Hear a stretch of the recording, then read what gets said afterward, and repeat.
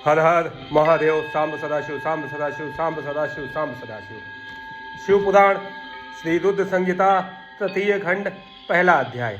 हिमालय विवाह।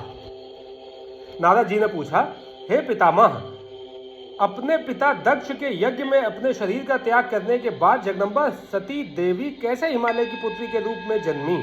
उन्होंने किस प्रकार महादेव जी को पुनः पति रूप में प्राप्त किया? हे प्रभो, मुझ पर कृपा कर मेरे इन प्रश्नों के उत्तर देकर मेरी जिज्ञासा शांत कीजिए।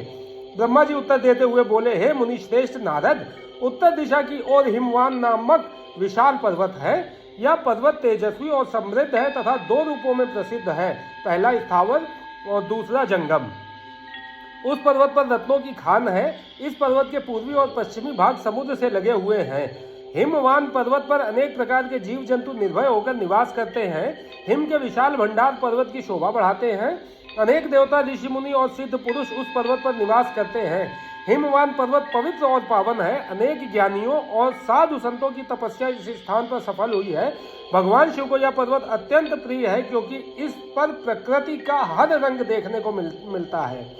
एक बार की बात है, गिरिवर हिमवान ने अपने कुल की परंपरा को आगे बढ़ाने तथा धर्म की वृद्धि कर अपने पितरों को संतुष्ट करने के लिए विवाह करने के विषय में सोचा। जब हिमवान ने विवाह करने का पूरा मन बना लिया, तब वे देवताओं के पास गए और उन देवताओं से बड़े संकोच के साथ अपने विवाह करने की इच्छा बताई। तब देवता प्रसन्न होकर अपने पितरों के पास गए और प्रणाम कर एक ओर खड़े हो गए। तब पितरों ने देवताओं के आने का कारण पूछा। इस पर देवताओं ने कहा, हे पितरों, आपकी सबसे बड़ी पुत्री मैना मंगल स्वरूपिणी है। आप मैना का विवाह गिरिराज हिमवान से कर दें। इस विवाह से सभी को लाभ होगा, सबका मंगल होगा तथा साथ ही हमारे कुल में जन्मी इन कन्याओं में से कम एक तो शाप मुक्त हो जाएंगी। तब पितरों ने थोड़ा विचार करने के बाद इस विवाह की स्वीकृति प्रदान कर दी। पितरों ने प्रसन्नता पूर्वक बहुत बड़ा उत्सव रचाया और अपनी पुत्री मैना के साथ हिमवान का विवाह कर दिया। विवाह उत्सव में श्री हरि विष्णु सहित सभी देवी देवता सम्मिलित हुए। विवाहोपरांत सभी देवता प्रसन्नता पूर्वक अपने अपने लोक को चले गए। हिमवान भी मैना के साथ अपने लोक को प्रस्थान कर गए। हर हर महादेव। सांब सदाशिव, सांब सदाशिव, सांब सदाशिव, सांब सदाशिव। दूसरा अध्याय, पूर्व कथा। नारद जी बोले, हे पितामह, अब आप मैना की उत्पत्ति के बारे में बताइए, साथ ही कन्याओं को दिए शाप के बारे में मुझे बताकर मेरी शंका का समाधान कीजिए। नारद जी के ये प्रश्न सुनकर ब्रह्मा जी मुस्कुराए और बोले, हे नारद, मेरे पुत्र दक्ष की 60,000 पुत्रियां थीं, जिनका विवाह कश्यपादि महर्षियों से हुआ। उनमें स्वधा नाम वाली कन्या का विवाह पितरों के साथ हुआ था। उनकी 3 पुत्रियां हुई। वे बड़ी सौभाग्यशाली और साक्षात धर्म की मूर्ति थीं। उनमें पहली कन्या का नाम मैना, दूसरी का धन्या और तीसरी का कलावती था। ये तीनों कन्याएं पितरों की मानस पुत्रियां थी, अर्थात उनके मन से प्रकट हुई थी। इन तीनों का जन्म माता की कोख से नहीं हुआ था। ये संपूर्ण जगत की वंदनीय है। इनके नामों का स्मरण और कीर्तन करके मनुष्य को सभी मनोवांछित फलों की प्राप्ति होती है। ये तीनों सारे जगत में मनुष्य एवं देवताओं से प्रेरित होती हैं। इनको लोक माताएं नाम से भी जाना जाता है। मुनीश्वर, एक बार मैना, धन्या और कलावती तीनों बहनें श्वेत द्वीप में विष्णु जी के दर्शन के लिए गईं। वहां बहुत से लोग एकत्रित हो गए। उस स्थान पर मेरे पुत्र सनकादिक भी आए हुए थे। सबने विष्णु जी की बहुत स्तुति की। सभी सनकादिक को देखकर उनके स्वागत के लिए खड़े हो गए, परंतु ये तीनों बहनें उनके स्वागत के लिए खड़ी नहीं हुई। उन्हें शिवजी की माया ने मोहित कर दिया था। तब इन बहनों के इस बुरे व्यवहार से वे क्रोधित हो गए और उन्होंने इन बहनों को शाप दे दिया। सनकादिक मुनि बोले कि तुम तीनों बहनों ने अभिमानवश खड़े होकर मेरा अभिवादन नहीं किया, इसलिए तुम सदैव स्वर्ग से दूर हो जाओगी और मनुष्य के रूप में ही पृथ्वी पर रहोगी। तुम तीनों मनुष्यों की ही स्त्रियां बनोगी। तीनों साध्वी बहनों ने चकित होकर ऋषि का वचन सुना। तब अपनी भूल स्वीकार करके वे तीनों सिर झुकाकर सनकादिक मुनि के चरणों में गिर पड़ी और उनकी अनेकों प्रकार से स्तुति करने लगी। उन्होंने अनेकों प्रकार से क्षमा याचना की। तीनों कन्याएं मुनिवर को प्रसन्न करने हेतु उनकी प्रार्थना करने लगी। वे बोली कि हम मूर्ख हैं जो हमने आपको प्रणाम नहीं किया। अब हम पर कृपा करें, हमें स्वर्ग को पुनः प्राप्त करने का कोई उपाय बताइए। तब सनकादिक मुनि बोले, हे पितरों की कन्याओं, हिमालय पर्वत हिम का आधार है। हिमालय पर्वत हिम का आधार है। तुम में सबसे बड़ी मैना हिमालय की पत्नी होगी और इसकी कन्या का नाम पार्वती होगा। दूसरी कन्या धन्या राजा जनक की पत्नी होगी और इसके गर्भ से महालक्ष्मी के साक्षात स्वरूप देवी सीता का जन्म होगा। इसी प्रकार तीसरी पुत्री कलावती राजा वृषभानु को पति रूप में प्राप्त करेगी और राधा की माता होने का गौरव प्राप्त करेंगी। तत्पश्चात मैना व हिमालय अपनी पुत्री पार्वती के वरदान से कैलाश पद को प्राप्त करेंगे। धन्या और उनके पति राजा शीरध्वज जनक देवी के पुण्य स्वरूप के कारण वैकुंठ धाम को प्राप्त करेंगे। वृषभानु और कलावती अपनी पुत्री राधा के साथ गोलोक में जाएंगे। पुण्य कर्म करने वालों को निश्चय ही सुख की प्राप्ति होती है, इसलिए सदैव सत्य मार्ग पर आगे बढ़ना चाहिए। तुम पितरों की कन्या होने के कारण स्वर्ग भोगने के योग्य हो, परंतु मेरा शाप भी अवश्य फलीभूत होगा। परंतु जब तुमने मुझसे क्षमा मांगी है तो मैं तुम्हारे शाप के असर को कुछ कम अवश्य कर दूंगा। धरती पर अवतीर्ण होने के पश्चात तुम साधारण मनुष्यों की भांति ही रहोगी, परंतु विवाह के पश्चात जब तुम्हें संतान की प्राप्ति हो जाएगी और तुम्हारी कन्याओं को यथा योग्य वर मिल जाएंगे और उनका विवाह हो जाएगा, अर्थात तुम अपनी सभी जिम्मेदारियों को पूर्ण कर लोगी, तब भगवान श्री हरि विष्णु के दर्शन से तुम्हारा कल्याण हो जाएगा। मैना की पुत्री पार्वती कठिन तप के द्वारा शिव की प्राण वल्लभा बनेगी। धन्या की पुत्री सीता दशरथ नंदन श्री रामचंद्र जी को पति के रूप में प्राप्त करेंगी। कलावती की पुत्री राधा श्री कृष्ण के स्नेह में बनकर उनकी प्रिया बनेंगी। यह कहकर मुनि सनकादिक वहां से अंतर्धान हो गए। तत्पश्चात पितरों की तीनों कन्याएं शाप से मुक्त होकर अपने धाम को चली गईं। हर हर महादेव, सांब सदाशिव, सांब सदाशिव, सांब सदाशिव, सांब सदाशिव। तीसरा अध्याय, देवताओं का हिमालय के पास जाना। नारद जी बोले, हे ब्रह्मा जी, हे महामते, आपने अपने श्रीमुख से मैना के पूर्व जन्म की कथा कही जो कि अद्भुत व अलौकिक थी। भगवान, अब आप मुझे यह बताइए कि पार्वती जी मैना से कैसे उत्पन्न हुई और उन्होंने त्रिलोकीनाथ भगवान शिव को किस प्रकार पति रूप में प्राप्त किया। ब्रह्मा जी बोले, हे नारद, मैना और हिमवान के विवाह पर बहुत उत्सव मनाया गया।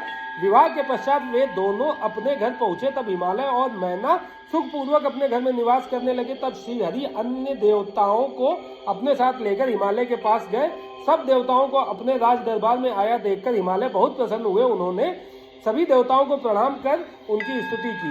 वे भक्ति भाव से उनका आदर सत्कार करने लगे। वे देवताओं की सेवा करके अपने को धन्य मान रहे थे। मुने हिमालय दोनों हाथ जोड़कर उनके सामने खड़े हो गए और बोले, भगवान, आप सबको एक साथ अपने घर आया देखकर मैं प्रसन्न हूँ।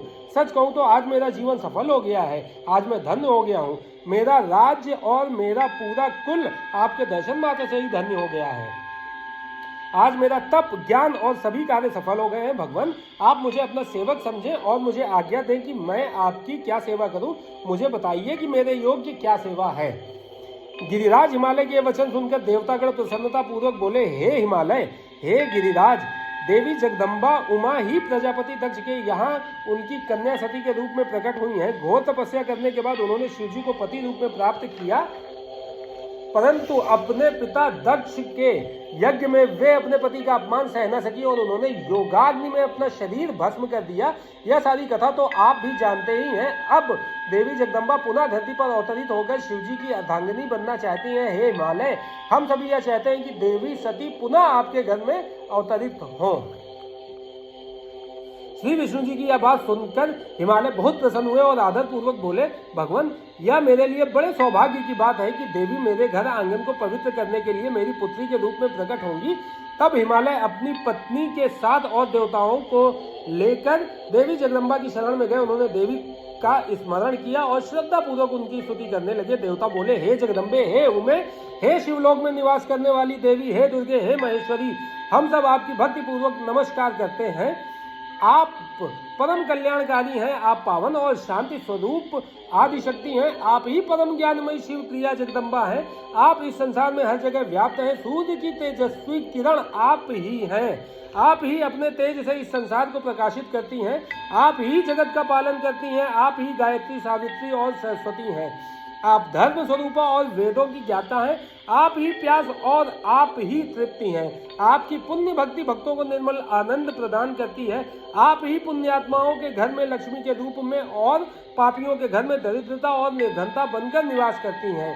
आपके दर्शनों से शांति प्राप्त होती है। आप ही प्राणियों का पोषण करती हैं तथा पंचभूतों के साथ तत्व स्वरूपा है। आप ही नीति हैं और सामदेव की गीति हैं। आप ही ऋग्देव और यथर्वेद की गति हैं। आप ही मनुष्यों के नाक कान आंख मुंह और हृदय में विराजमान होकर उनके घर में सुखों का विस्तार करती हैं। हे देवी जगदम्बा, इस संपूर्ण जगत के कल्याण एवं पालन के लिए हमारी पूजा स्वीकार करके आप हम पर प्रसन्न होइए। इस प्रकार जगत जननी सती साध्वी देवी जगदम्बा उमा की अनेकों बार स्तुति करके सभी देवता उनके साक्षात दर्शनों के लिए दोनों हाथ जोड़कर खड़े हो गए। हर हर महादेव, सांब सदाशिव, सांब सदाशिव, सांब सदाशिव, सांब सदाशिव। चौथा अध्याय, देवी जगदम्बा के दिव्य स्वरूप का दर्शन। ब्रह्मा जी बोले, हे नारद, देवताओं के द्वारा की गई स्तुति से प्रसन्न होकर दुखों का नाश करने वाली जगदम्बा देवी दुर्गा उनके सामने प्रकट हो गई। वे अपने दिव्य रत्न जड़ित रथ पर बैठी हुई थी। उनका मुख करोड़ों सूर्य के तेज के समान चमक रहा था। उनका गौरवर्ण दूध के समान उज्जवल था। उनका स्वरूप अतुल्य था। रूप में उनकी तुलना किसी से नहीं की जा सकती थी। वे सभी गुणों से युक्त थीं। दुष्टों का संहार करने के कारण ही वे चंडी कहलाती हैं। वे अपने भक्तों के सभी दुखों और पीड़ाओं का निवारण करती हैं। देवी जगदम्बा पूरे संसार की जगदम्बा है। वे ही प्रलय काल में समस्त दुष्टों को उनके बंधु बांधवों सहित घोर निद्रा में सुला देती हैं। वही देवी उमा इस संसार का उद्धार करती है। उनके मुखमंडल का तेज अद्भुत है। इस तेज के कारण उनकी ओर देख पाना भी संभव नहीं है। तब उनके अमृत दर्शनों की इच्छा लेकर श्री हरि सहित सभी ने स्तुति की। तब उनके अमृतमय स्वरूप को देखा। उनके अद्भुत स्वरूप के दर्शनों से सभी देवता आनंदित होकर बोले, हे महादेवी, हे जगदम्बा, हम आपके दास हैं। आपकी शरण में हम बहुत आशा से आए हैं। कृपा करके हमारे आने के उद्देश्य को समझकर हमारे मनोरथ को पूर्ण कीजिए। हे देवी, पहले आप प्रजापति दक्ष की कन्या के रूप में प्रकट होकर रुद्रदेव की पत्नी बनी और ब्रह्मा जी व अन्य देवताओं के दुखों को दूर किया। अपने पिता के यज्ञ में अपने पति का अपमान देकर स्वेच्छा से आप अपने शरीर का त्याग कर दिया। इससे रुद्रदेव बड़े दुखी हैं। वे अत्यंत शोकाकुल हो गए हैं। साथ ही आपके यहाँ चले आने से देवताओं की जो इच्छा थी वह भी अधूरी रह गई है। इसलिए हे जगदम्बिका, आप पृथ्वी लोक पर पुनः अवतार लेकर रुद्रदेव की पति रूप में पाइए।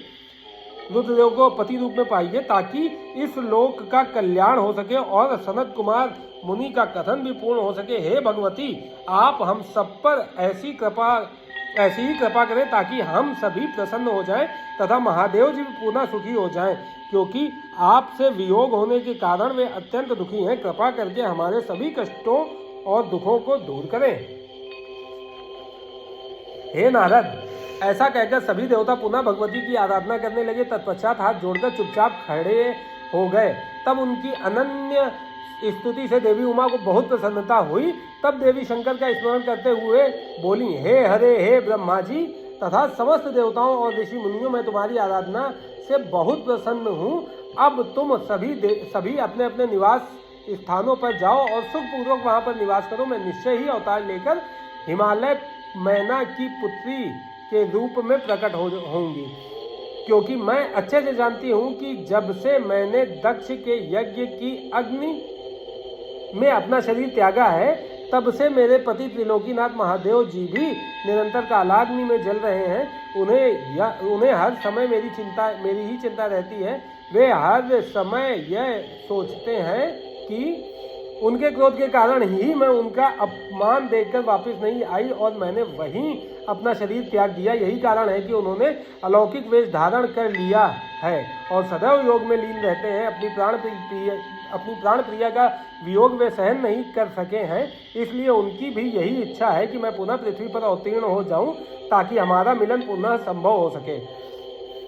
महादेव जी की इच्छा मेरे लिए सदैव सर्वोपरि है, अतः मैं अवश्य ही हिमालय मैना की पुत्री के रूप में अवतार लूंगी। इस प्रकार देवताओं को बहुत आश्वासन देकर देवी जगदम्बा वहां से अंतर्धान हो गई। तत्पश्चात श्रीहरि व अन्य देवताओं श्रीहरि व अन्य देवताओं का मन प्रसन्नता और हर्ष से खिल उठा। वे उस स्थान को जहाँ देवी ने दर्शन दिए थे अनेकों बार नमस्कार कर अपने अपने धाम को चले गए। हर हर महादेव। सांब सदाशिव सांब सदाशिव सांब सदाशिव सांब सदाशिव। 5वां अध्याय, मैना हिमालय का तप व वरदान प्राप्ति। नारद जी ने पूछा, हे विधाता, देवी के अंतर्धान होने के बाद जब सभी देवता अपने अपने धाम को चले गए तब आगे क्या हुआ? हे भगवान, कृपा करके मुझे आगे की कथा भी सुनाइए। ब्रह्मा जी बोले, हे मुनिश्रेष्ठ नारद, जब देवी जगदम्बा वहां सभी देवताओं और हिमालय को आश्वासन देकर अपने लोक को चली गईं, तब श्री हरि विष्णु ने मैना और हिमालय को देवी जगदम्बा को प्रसन्न करने के लिए उनकी स्तुति करने के लिए कहा। साथ ही देवी का भक्तिपूर्वक चिंतन करने और उनकी भक्ति भावना से तपस्या करने का उपदेश देकर सभी देवताओं सहित विष्णु जी भी अपने वैकुंठ लोक को चले गए। तत्पश्चात मैना और हिमालय दोनों सदैव देवी जगदम्बा के अमृतमयी और कल्याणमयी स्वरूप का चिंतन करते रहते और उनकी आराधना में ही मग्न रहते थे। मैना देवी की कृपा दृष्टि पाने के लिए शिवजी सहित उनकी आराधना करती थीं।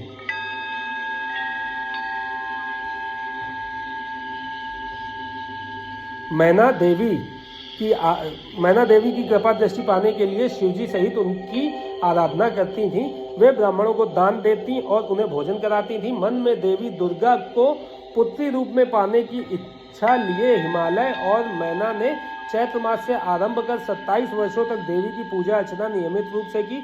मैना अष्टमी तिथि व्रत रखकर नवमी को लड्डू, खीर, पीठी, श्रृंगार और विभिन्न प्रकार के पुष्पों से उन्हें प्रसन्न करने का प्रयास करती थी। उन्होंने गंगा के किनारे देवी दुर्गा की मूर्ति बना रखी थी। वे सदैव उसकी नियम से पूजा करती थीं।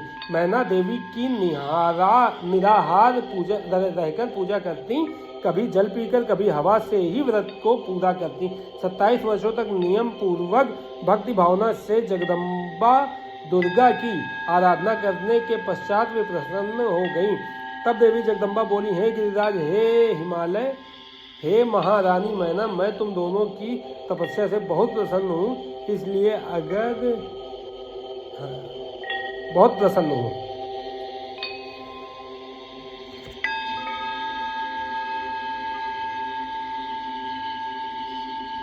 इसलिए जो तुम्हारी इच्छा हो वह वरदान मांग सकते हो।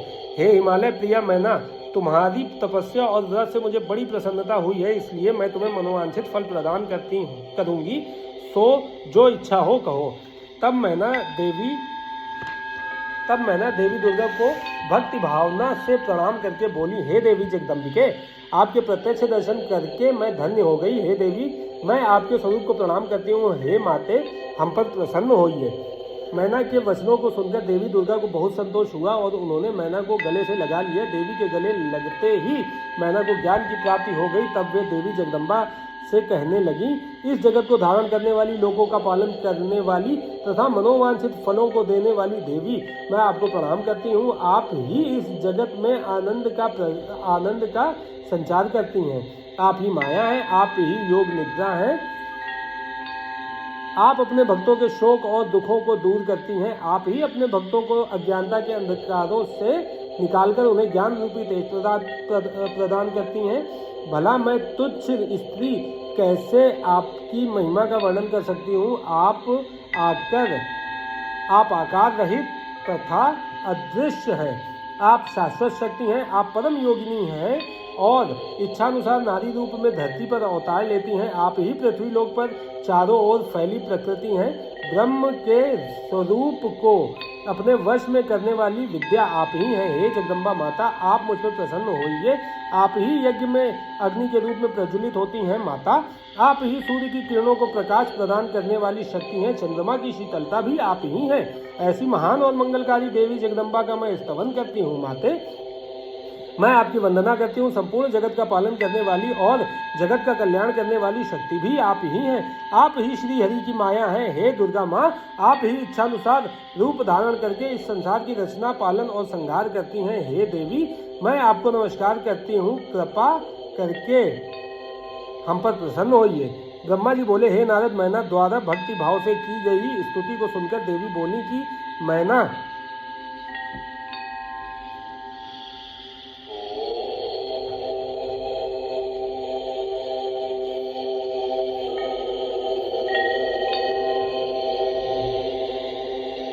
देवी बोली कि मैना तुम अपना मनोवांछित वर मांग लो, तुम्हारे द्वारा मांगी गई वस्तु मैं अवश्य प्रदान करूंगी, मेरे लिए कोई भी वस्तु अधेय नहीं है। देवी जगदम्बा के इन वचनों को सुनकर मैना बहुत खुश हुई और बोली, हे शिवे, आपकी जय हो। हे जगदम्बिके, आप ही ज्ञान प्रदान करती हैं, आप ही सबको मनोवांछित वस्तु प्रदान करती हैं। हे देवी, मैं आपसे वरदान मांगती हूँ, हे माते, आप मुझे 100 पुत्र प्रदान करें जो बलशाली और पराक्रमी हो, जिनकी आयु लंबी हो, तत्पश्चात मेरी एक पुत्री हो जो साक्षात आपका ही रूप हो। हे देवी, आप सारे संसार में पूजित हैं तथा सभी गुणों से संपन्न और आनंद देने वाली हैं।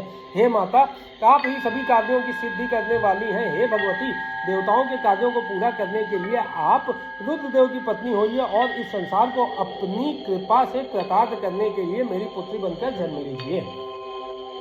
मैना के कहे वचनों को सुनकर देवी भगवती मुस्कुराने लगी। तब सबके मनोरथों को पूर्ण करने वाली देवी मुस्कुराते हुए बोली, मैना, मैं तुम्हारी भक्ति भाव से की गई तपस्या से बहुत प्रसन्न हूँ। मैं तुम्हारे द्वारा मांगे गए वरदानों को अवश्य ही पूर्ण करूंगी। सर्वप्रथम मैं तुम्हें 100 बलशाली पुत्रों की माता होने का वर प्रदान करती हूँ। उन 100 पुत्रों में से सबसे पहले जन्म लेने वाला पुत्र सबसे अधिक शक्तिशाली और बलशाली होगा। तत्पश्चात मैं स्वयं तुम्हारी पुत्री के रूप में तुम्हारे गर्भ से जन्म लूंगी, तब मैं देवताओं के हित का कल्याण करूंगी। ऐसा कहकर जगत जननी परमेश्वरी देवी जगदम्बा वहां से अंतर्ध्यान हो गई। तब महेश्वरी से अपने द्वारा मांगा गया अभीष्ट फल पाकर देवी मैना खुशी से झूम उठी। तत्पश्चात वे अपने घर चली गईं। घर जाकर मैना ने अपने पति हिमालय को भी अपनी तपस्या की पूर्णतया और वरदानों की प्राप्ति के बारे में बताया, जिसे सुनकर हिमालय बहुत प्रसन्न हुए। तब वे दोनों अपने भाग्य की सराहना करने लगे। तत्पश्चात कुछ समय बाद मैना को गर्भ ठहरा। धीरे धीरे समय व्यतीत होता गया। समय पूर्ण होने पर मैना ने एक पुत्र को जन्म दिया, जिसका नाम मैनाक रखा गया। पुत्र प्राप्ति की सूचना मिलने पर हिमालय हर्ष से उद्वेलित हो गए और उन्होंने अपने नगर में बहुत बड़ा उत्सव किया। इसके बाद हिमालय के यहाँ 99 और पुत्रों का जन्म हुआ। 100 पुत्रों में मैनाक सबसे बड़ा और बलशाली था। उसका विवाह नाग कन्याओं से हुआ। जब इंद्रदेव पर्वतों पर क्रोध करके उनके पंखों को काटने लगे तो मैनाक समुद्र की शरण में चला गया। उस समय पवन देव ने इस कार्य में मैनाक की सहायता की। वहां उसकी समुद्र से मित्रता हो गई। मैनाक पर्वत ही अपने बाद प्रकटे सभी पर्वतों में पर्वतराज कहलाता है। हर हर महादेव। सांब सदाशिव, सांब सदाशिव, सांब सदाशिव, सांब सदाशिव।